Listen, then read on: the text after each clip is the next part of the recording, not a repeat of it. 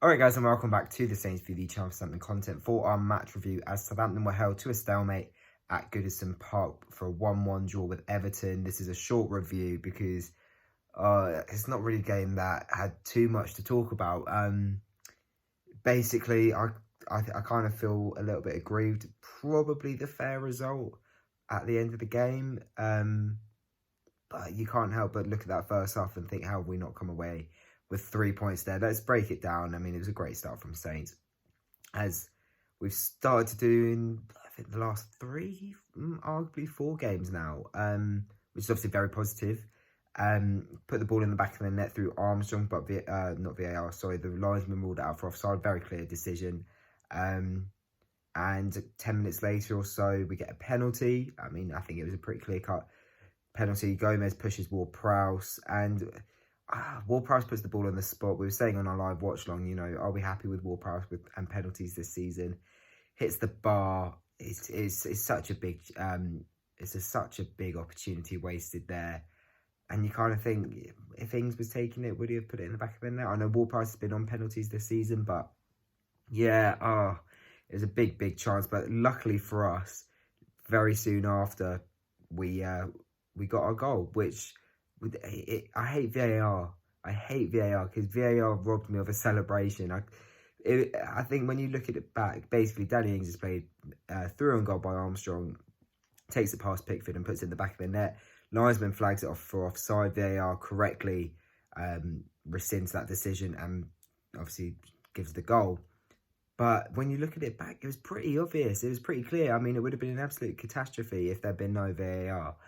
I thought Ings was clearly onside when you watch it back. It's not like certain decisions with this season where it's been like someone's stud or something. It's a very clear decision to make, which is obviously poor from the linesman, but good that we've got VAR, I guess, but kind of held us back from celebrating. Ings hit the bar again. Ward-Prowse had a good free kick, tipped over, and then you kind of think, God, like, how is it not 2-0 here? And towards the end of the first half, Digne out of nowhere cuts apart our defence with an incredible long ball, and Richarlison matches it with a great finish on the volley to put it past McCarthy to make it 1-1 going into half time. And then you kind of think, oh God, are they gonna come out fit and firing? And to be fair, I think we had the better of the first maybe 5-10 minutes of the second half, but after that, Everton was sort of piling on the pressure, had a lot of possession, and at that point it kind of looked like, oh God, we may really rue those missed chances. Luckily not. We finished the second half the strongest side, but it just wasn't to be. We couldn't really create anything clear cut. And the problem I have today is there's a lack of depth. That bench is not good enough. We made 4 substitutions in fairness, with Højbjerg. Sorry, 3 substitutions. Højbjerg and Long came on, and so did Armstrong, but no, Smallbone for Armstrong, but no Djenepo, no Boufal. They were both injured, and you're kind of looking at their bench and you're like, well, we've got Will Ferry, who's 18, 19, never played in the Premier League, hasn't even been hardly been involved with the first team. Jankovic, I think, is 18 as well. It's just not fair on them. I mean, we can't be relying on 18-year-old players who've not even had a sniff at all of first team action.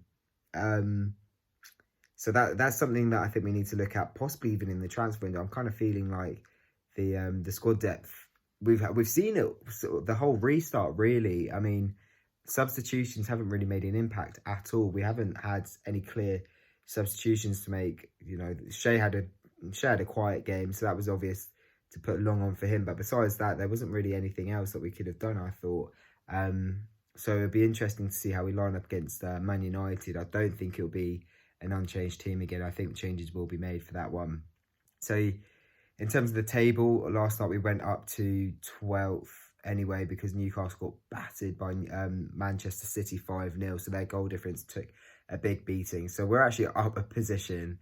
But, I think I said when we were previewing the restart, 12th or higher, I'd snap your hand off for come the end of the season. So if we can do that, then we've done well, I think. But 5 points off 10th and 9th Spurs and Burnley. I just don't think we're going to get there. I don't think it's going to be a top half finish this season. And I think the way we started, that's it should be disappointing. I think we accept the fact that it's not going to be top half. I think we can win 3 of our final 4 games. I think that Man United game is the only one that could be a tricky fixture. So look, we're playing well, but I think now after that today, my mind's a little bit onto next season.